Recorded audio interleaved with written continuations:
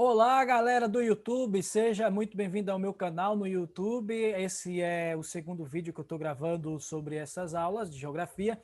Você que está se preparando para o Enem, você que está se preparando para fazer algum vestibular, ou simplesmente você que gosta de conhecimento, né, de agregar um pouco mais de conhecimento, seja muito bem-vindo. Eu já vou pedindo desde já que nos ajude a crescer esse canal, se inscrevendo, né, acionando o sininho, dando like se gostar da aula, comentando, dando sugestão, é, é, algo assim interessante que você gostaria e tal. Fique à vontade, aqui é seu espaço, faz de conta que é a sua casa. Vamos aqui para a nossa aula, eu vou aqui estar compartilhando a tela e hoje nós vamos falar de um tema muito interessante. O tema que nós vamos falar é biomas e biodiversidade. Eu penso que você vai gostar. É um assunto da área da biogeografia, cai muito no Enem, aquela alguma pergunta assim que coloca alguma paisagem, aí você quer definir de onde que é, não sei o que, faz um contexto geral, né? Algo assim interessante. Sempre cai alguma coisa assim relacionada à biogeografia, tá? Vamos lá, gente.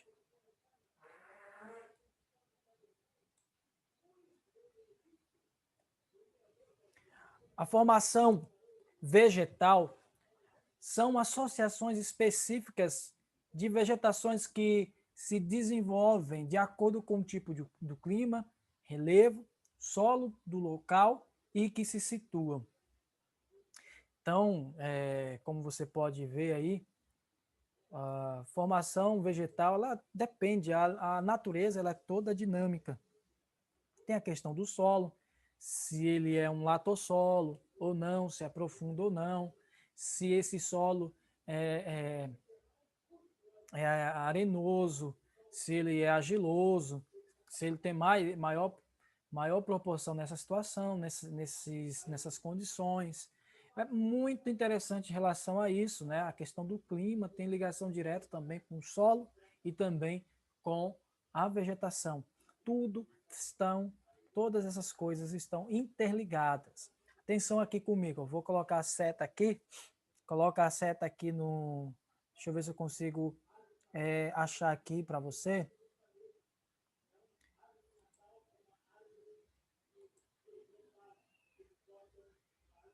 Deixa, eu não acho não aqui mesmo. Então, gente, como eu havia falado aqui para vocês, tem aqui essa parte aqui, que é você vê formações cônicas, né? Esse tipo de formação você não vai encontrar em região tropical, nem equatorial, nada disso.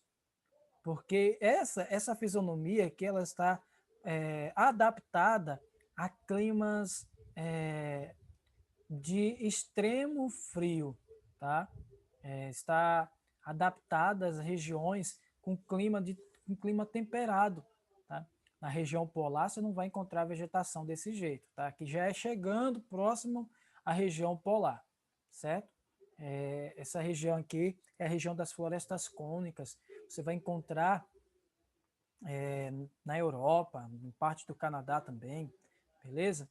Enfim, essa outra imagem aqui também é de é, uma região também de clima, nós podemos dizer, quando as folhas caem, assim, você pode encontrar regiões assim de clima estacional, né? Alguma coisa assim, alguma floresta estacional, que tem a sua época que as folhas caem, tem a sua época e que as folhas ficam. Ou seja, geralmente esse tipo de floresta você vai encontrar, por exemplo, é, em regiões um pouco mais quentes, beleza?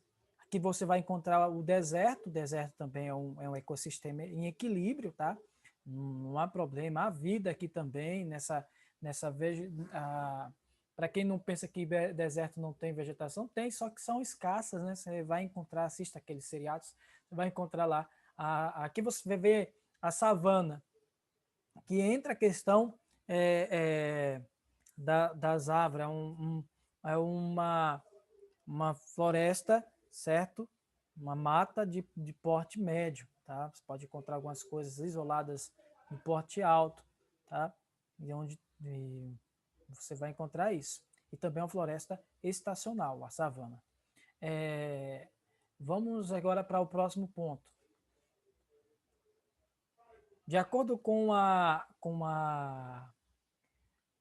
estratificação, o tamanho ou parte predominante na paisagem, as formações vegetais podem ser arbóreas ou florestais, arbustivas, herbáceas ou campestres. Vamos olhar aqui a imagem.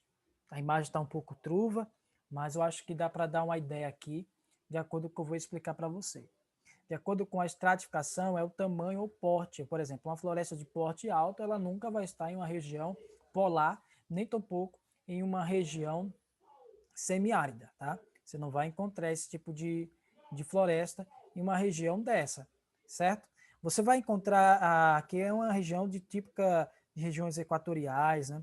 Uma floresta densa, de formação densa, olha, quase você não vê espaço, as copas das árvores tocam uma na outra. Isso aqui pode ser uma floresta, a floresta amazônica, por exemplo, né? Assim por cima não dá para saber direto, porque também não tem legenda aqui na imagem, aqui é só para ter uma ideia de como é o porte, né? Aqui você vai ver esse tipo de vegetação no sul do Brasil, tá? E aqui você, na Caatinga, no Alto Sertão, você vai encontrar, você não vai encontrar uma floresta de porte alto, tá? Não, na verdade, não nem chega a se chamar floresta, tá? Porque você vai ver que as formações, elas têm as florestais, né? Nós podemos, há um teórico que vai classificar, por exemplo, a região aqui dessa floresta da Caatinga, que é o bioma 100% brasileiro, né? Você só encontra no Brasil, é uma região semiárida, tá? E o que é que você vai encontrar aqui?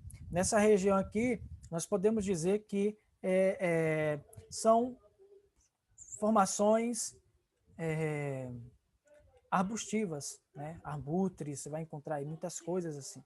Porém, na medida que você vai entrando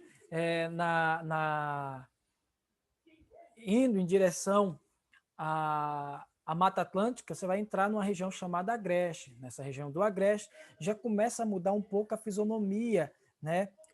Vai diminuindo o número de plantas rasteiras, né? As plantas arbustivas,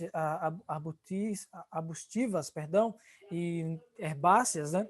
Você não vai encontrar, mas vai entrando árvores de porte médio, porte pequeno, como juazeiro, porque é uma região mais úmida, né? Você está entrando dentro da Mata Atlântica, que é uma região do Agreste. Você vai encontrar ali vegetações tanto do Agreste, da Mata Atlântica, como também vegetações da Caatinga. Quanto mais próximo do Agreste, quanto mais próximo da Mata Atlântica, o clima é mais parecido com a região ali litorânea. Quanto mais próximo do sertão, o clima passa a ficar mais árido, vai ficando mais árido, tá? Aí aqui nessa região aqui é uma região de campos, então é uma região de formação campestres, né? Gramíneas, vegetação rasteira, enfim, todos esses ecossistemas estão bem regionalizados em uma determinada região. Nós podemos dizer que essa aqui nós podemos encontrar, por exemplo, no norte do Brasil, você pode encontrar também no litoral do Brasil, que a Mata Atlântica também é uma formação florestal, né? A mais degradada, porque foi lá onde começou o povoamento, né? Desde quando chegaram os primeiros homens aqui nas Américas, então, na América do Sul, sobretudo. Você vai encontrar aqui na região sul, né? Esse tipo de vegetação. Aqui na região nordeste, você pode encontrar. E aqui você também pode encontrar na região sul, também se pode encontrar na região norte, lá no extremo norte nós temos campos também. Tanto no sul como no norte nós temos campos também. Tá? As formações vegetais, especialmente as florestas, desempenham funções importantes na proteção do solo, minimizando os efeitos do escoamento superficial, no equilíbrio ecológico, no abrigo das faunas silvestres, principiando a preservação de espécies, na manutenção dos ecossistemas, dos recursos hídricos. Dos recursos hídricos.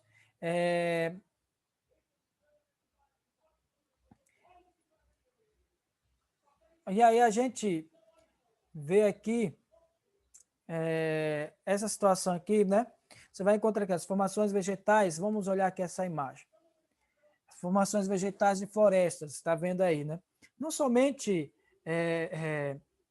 toda a formação vegetal é importante para a proteção do solo. Imagina aí, sua pele é como se fosse o solo. E se você estiver em exposição com o sol, vai desidratar, né? Não vai ficar boa a situação. Então, o solo também não pode ficar exposto ao sol. Quando o solo está muito exposto ao sol, pode acontecer uma série de fatores erosivos, né? Erosão pela chuva, pelo vento, causando ravinas, vossorocas, desertificação. Você pode encontrar também a savanização, a arenização, dependendo da região, tá? Por exemplo, isso é importante para a proteção do solo. O solo precisa ser protegido. Olha aqui, ó, essa cobertura, por isso que o nome é cobertura vegetal. Você vê aqui nessa floresta, você quase não vê o solo, né? Mas os raios solares, eles entram de maneira saudável ali dentro para o solo, tá? Cada ecossistema tem sua forma de se comportar.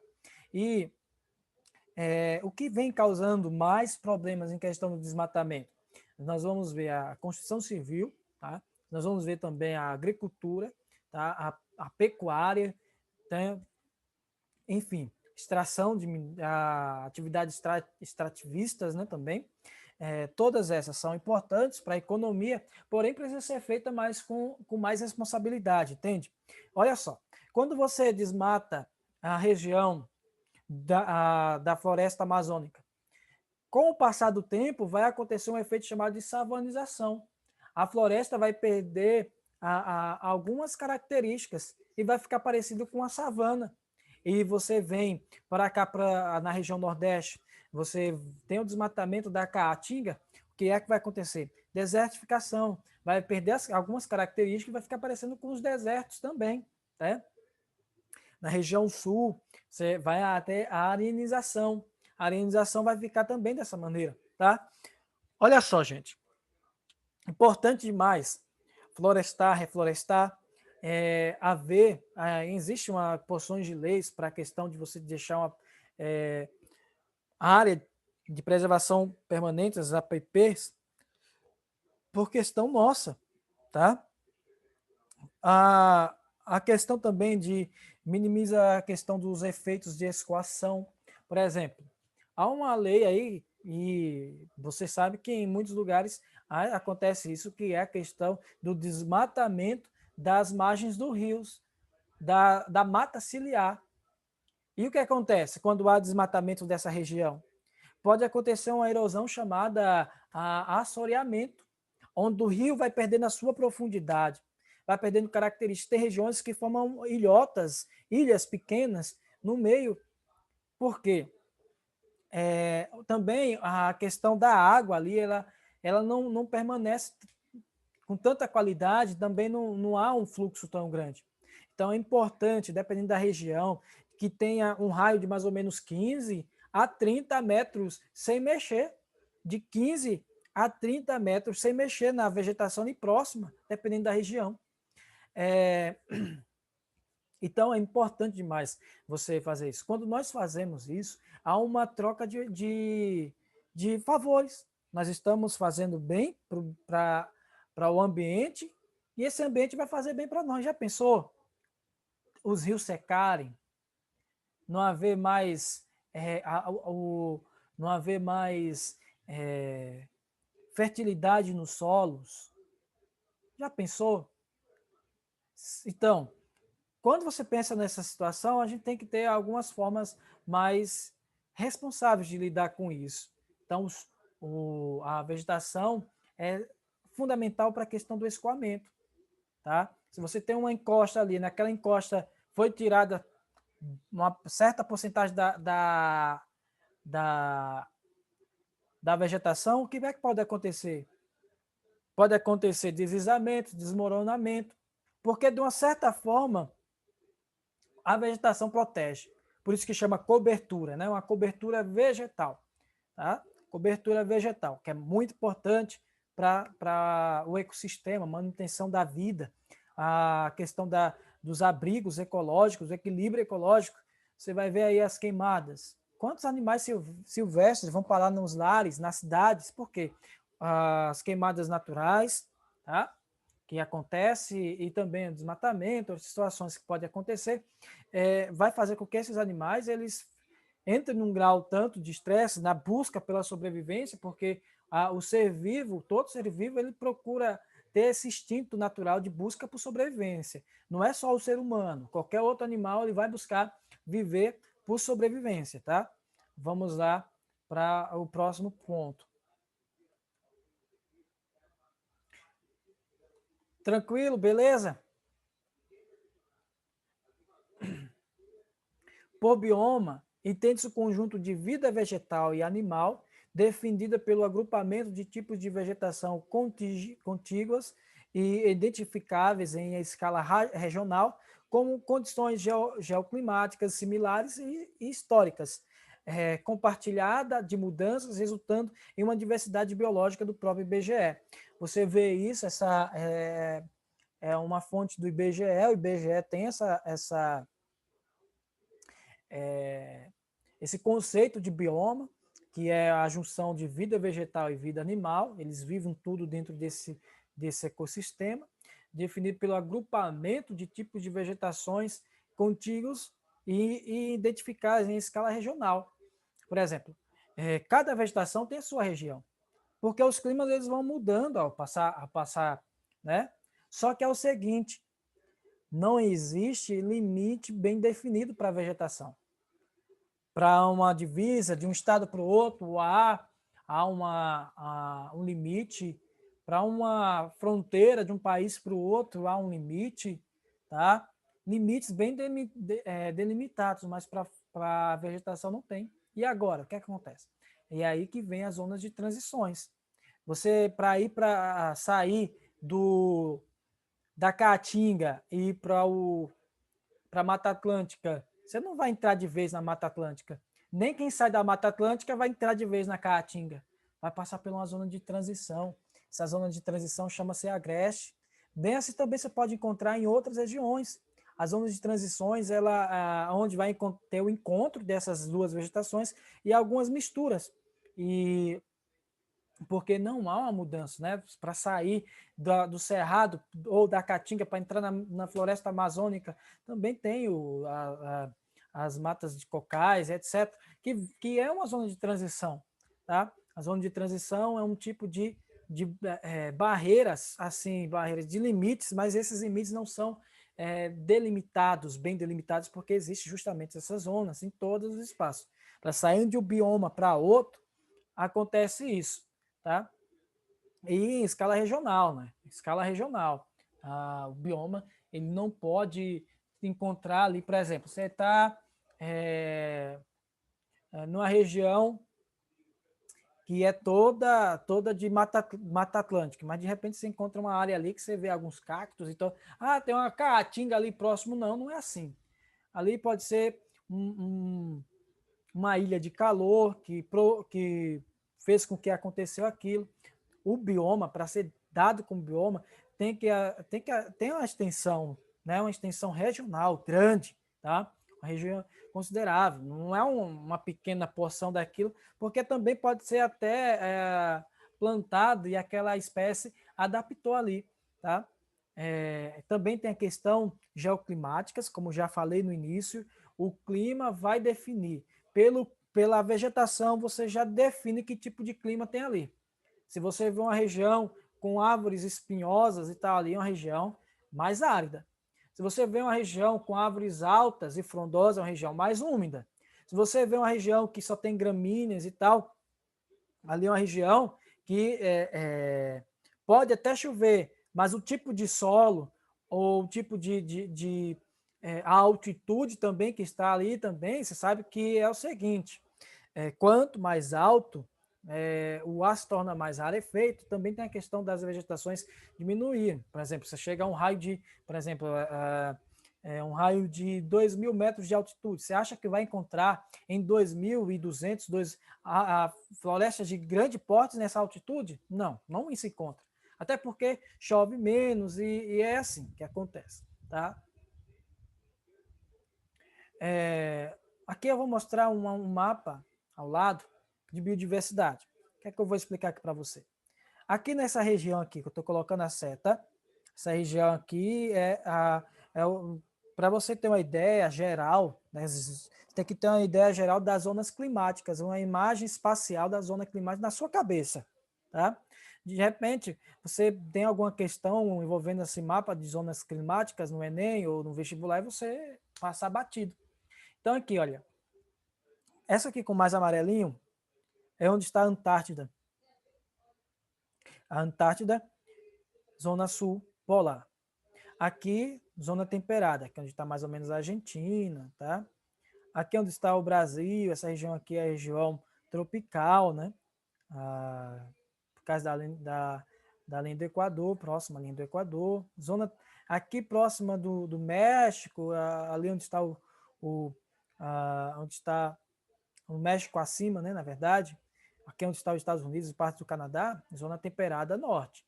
Zona polar sul ou zona polar norte, você vai encontrar aqui onde está a Groenlândia, beleza? A Antártida é um território universal, né, para todos aqui. Mas veja só, por que foi falado isso? Porque as zonas climáticas têm interferência no tipo de clima, tá? A exposição ao sol, tá? Aos ventos lisos, ventos contralisos, você pode acompanhar isso numa aula mais voltada para a climatologia.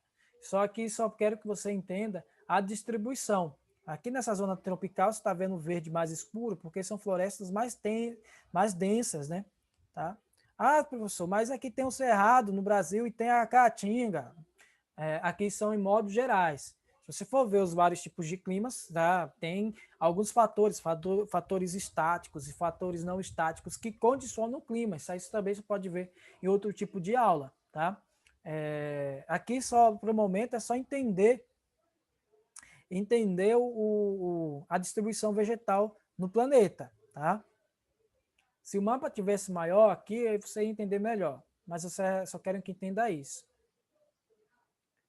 Aqui, a confrontação dos mapas de biodiversidades e climas identificáveis reforça a relação explícita entre os climas, temperatura e umidade e a formação vegetal. Desse modo, a maior diversidade de planetas e animais, a maior diversidade de plantas e animais encontra-se na região equatorial do planeta, com certeza, onde você vai encontrar mais vida, né?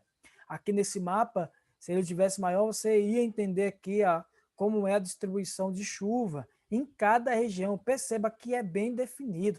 É tirado por série histórica de chuva. Não é uma coisa de um ano atípico, porque situações atípicas sempre acontecem. Mas, assim, dentro de um padrão equilibrado, você vai encontrar aqui os tipos de chuvas e tal, tá? As correntes marítimas e tudo mais. Tem tudo a ver. Então, a temperatura e umidade tem tudo a ver com a formação do bioma. Espero que você tenha gostado dessa aula. Se você gostou, dá um joinha. Tá aí os comentários para você comentar, dar sugestões, complementar o que foi dito. Enfim, muito obrigado. Fica com Deus e até o próximo vídeo, se assim Deus quiser. Tá bom? Tchau, tchau e até a próxima. Tchau.